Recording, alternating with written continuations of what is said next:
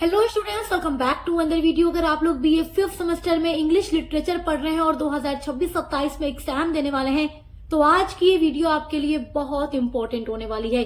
आज की वीडियो में मैं BA 5th semester English literature के paper number 1 classical literature and history of English literature का 14 लॉन्ग इम्पोर्टेंट क्वेश्चन लेकर आ गई हूँ।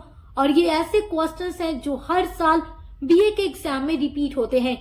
तो अभी तक आपने कुछ भी नहीं पढ़ा है, कुछ भी तैयार नहीं किया है, तो केवल इन 14 क्वेश्चंस को देख लीजिए, क्योंकि पिछले 3-4 सालों से ये क्वेश्चंस बार बार रिपीट हो रहे हैं। मैंने पिछले 3-4 सालों के पेपर को देखने के बाद आपके लिए पूरा मॉडल पेपर तैयार किया है। तो चलिए बिना देर किए इस वीडियो को स्टार्ट करते हैं।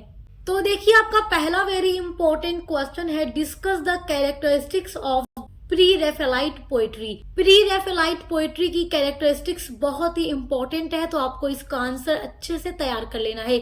देखिए, मैं आप लोगों का जो 1 से लेकर 8 तक की यूनिट्स है वो पूरा पढ़ा चुकी हूँ और 1 से 8 तक की यूनिट्स के लिए अलग अलग क्वेश्चन आंसर की भी वीडियो अपलोड कर दी है और सब कुछ हमने प्लेलिस्ट में ऐड किया हुआ है। तो जितना भी क्वेश्चंस यहाँ पर मैं आप लोगों के एग्जाम के लिए बता रही हूँ, जो आपके लॉन्ग के लिए वेरी वेरी इंपॉर्टेंट है, तो आप इन सभी के आंसर को इंग्लिश लिटरेचर पेपर 1 की प्लेलिस्ट में चेक करके देखकर तैयार कर लीजिएगा।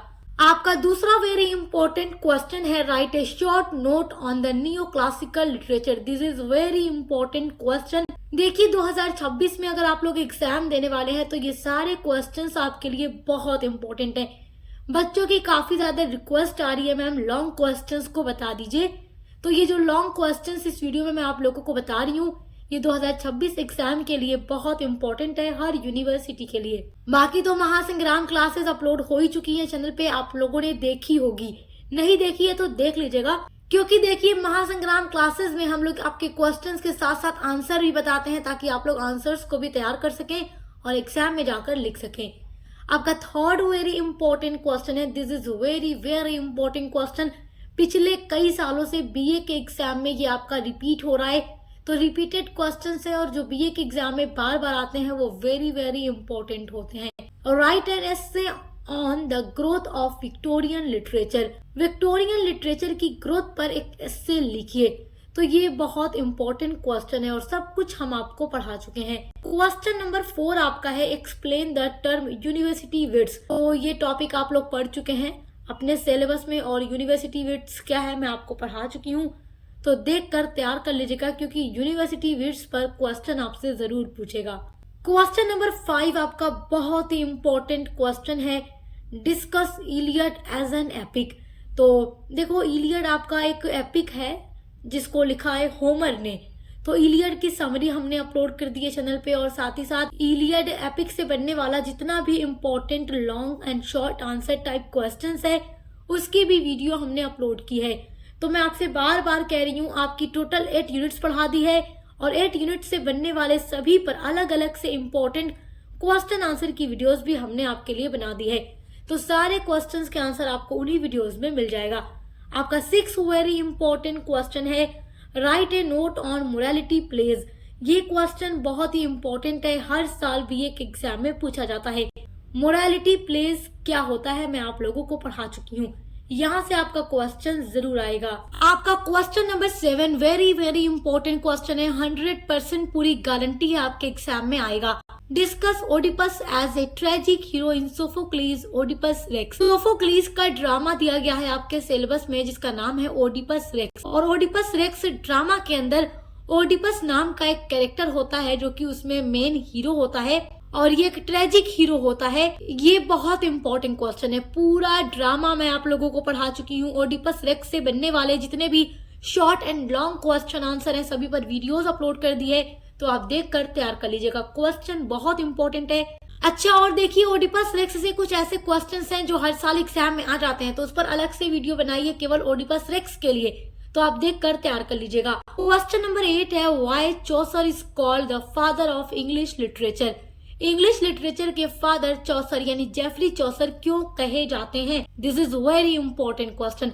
लॉन्ग में ये हर साल पूछता है कि चौसर को इंग्लिश लिटरेचर का फादर क्यों कहा जाता है। तो आप लोगों को मैं पढ़ा चुकी हूँ जेफरी चौसर एज के बारे में, एंड क्यों इनको इंग्लिश लिटरेचर का फादर कहा जाता है, तो ये भी मैं आपको पढ़ा चुकी हूँ। सारी यूनिट्स मैंने आपकी डिटेल में कंप्लीट कराई है, नोट्स के साथ कराई है कंप्लीट। तो आप देख कर तैयार कर लीजिएगा। क्वेश्चन नंबर 9 आपका है, write a note on the revival of romanticism in the 90th century England. ये क्वेश्चन भी आपका बहुत ही इम्पोर्टेंट क्वेश्चन है, तो इसको देख कर तैयार कर लीजिएगा। ये लॉन्ग में पूछेगा, शॉर्ट में नहीं पूछेगा। क्वेश्चन नंबर 10 आपका बहुत इंपॉर्टेंट क्वेश्चन है, जो कि सेक्शन बी या सी में पूछ सकता है। तो सेक्शन बी में आपको 200 वर्ड्स में लिखना होगा, सेक्शन बी में 500 में लिखना होता है, और कुछ यूनिवर्सिटीज तो 500 से भी ज्यादा शब्दों में लिखने के लिए कहती हैं। तो इसलिए आपको ये लॉन्ग पढ़ करके जाना है। Distinguish between the classical comedy and the Shakespearean tragedy, यानी कि क्लासिकल कॉमेडी और शेक्सपियरियन ट्रेजेडी में क्या डिफरेंस है। तो आपको डिफरेंस पूछ रहा है, अंतर पूछ रहा है। तो शेक्सपियरियन ट्रेजेडी के बारे में तो आप बहुत अच्छे से जानते हो। देखो, विलियम शेक्सपियर की आपने जितनी भी ट्रेजेडीज पढ़ी हैं, चाहे मैकबेथ पढ़ा हो, ओथेलो पढ़ा हो, किंग लियर पढ़ा हो या हैमलेट, तो उसमें मेन जो कैरेक्टर होता है उसका डाउनफॉल हो जाता है।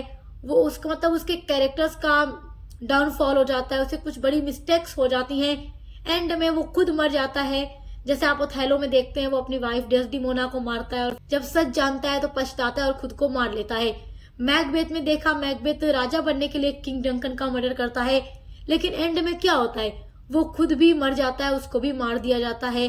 और आपने किंग लियर जब पढ़ा तो आपने क्या देखा, किंग लियर अपनी 3 बेटियों में अपना पूरा साम्राज्य बांटता है। साम्राज्य को बांटते टाइम वो नाइंसाफी करता है एक बेटी के साथ, उसे कुछ भी नहीं देता, क्योंकि उसने राजा से ये कहा कि मैं आपको उतना ही प्यार करती हूँ जितना एक बेटी को अपने बाप से करना चाहिए। तो ये बात राजा को अच्छी नहीं आती, क्योंकि बड़ी बेटियां जो है चापलूसी करती हैं, तो राजा को लगता है कि वो प्यार दिखा रही हैं, प्यार कर रही हैं। छोटी बेटी को वो कुछ नहीं देता। बाद में वही छोटी बेटी उसके लिए लड़ने आती है अपनी 2 बड़ी बहनों से, क्योंकि उन दोनों बड़ी बहनों ने पूरा साम्राज्य पाने के बाद भी अपने पिता की कदर नहीं की। तो फिर किंग लियर एंड में पछताता है, अपनी बेटी को भी देखता है मरा हुआ और खुद भी मर जाता है। तो आप देखते हैं कि कैरेक्टर्स का ही डाउनफॉल होता है और एंड में मर जाते हैं। तो यही शेक्सपियरियन ट्रेजेडी की एक विशेषता है, एक खासियत है। तो क्लासिकल कॉमेडी के बारे में पढ़ लीजिएगा और शेक्सपियरियन ट्रेजेडी के बारे में पढ़ लीजिएगा। शेक्सपियरियन ट्रेजेडी के बारे में तो मैंने आपको बता ही दिया है, क्लासिकल कॉमेडी ये सब कुछ पढ़ा चुकी हूँ, देखकर तैयार कर लीजिएगा। कॉमेडी में देखो सब कुछ अच्छे से होता है, हैप्पी एंडिंग होती है, और ट्रेजेडी में सैड एंडिंग होती है। ये डिफरेंस आपको याद रखना है। क्वेश्चन नंबर 11 आपका बहुत ही इंपॉर्टेंट क्वेश्चन है, write a short note on renaissance and reformation. Renaissance 14th century में यूरोप में होता है और इटली से इसकी शुरुआत होती है और धीरे धीरे ये पूरे यूरोप में फैल जाता है। और जब रेनेसा होता है तो उसने काफी ज्यादा डेवलप किया था हर एक चीज को, चाहे साइंस की फील्ड हो या लिटरेचर की फील्ड हो, आर्ट की फील्ड हो, हर एक फील्ड में रेनेसा ने काफी ज्यादा डेवलपमेंट किया, क्योंकि रेनेसा की वजह से लोग पुरानी चीजों को छोड़कर आगे बढ़ रहे थे। और जब रेनेसा होता है तो उसके बाद रिफॉर्मेशन भी होता है। आपने रिफॉर्मेशन मूवमेंट के बारे में पढ़ा है, जो कि यूरोप में होता है। तो रेनेसा और रिफॉर्मेशन की वजह से लिटरेचर पर, इंग्लिश लिटरेचर के डेवलपमेंट पर क्या इम्पैक्ट आता है, उसके बारे में आपको पढ़ना है। क्वेश्चन इंपॉर्टेंट है, हर साल आपके एग्जाम में पूछा जाता है। क्वेश्चन नंबर आपका 12 है, what do you understand by stream of conscious novel, discuss in detail. तो स्ट्रीम ऑफ कॉन्शियसनेस नॉवेल के बारे में जरूर पढ़िएगा, क्वेश्चन वेरी इंपॉर्टेंट है और इसके ऊपर भी हमने वीडियो अपलोड कर दी है। क्वेश्चन नंबर 13 आपका है, give a critical appreciation of the Republic book 7 in your own words.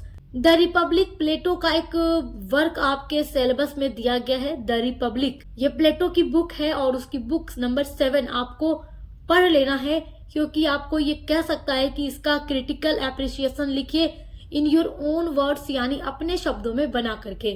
तो देखिए, इस क्वेश्चन के ऊपर मैं आंसर की वीडियो अपलोड कर दूंगी, तो आप देखकर तैयार कर लीजिएगा। बाकी सारे क्वेश्चंस के आंसर ऑलरेडी चैनल पे हमारे अपलोड है। क्वेश्चन नंबर 14 देखिए, ये क्वेश्चन आपके लिए बहुत ही इम्पोर्टेंट है।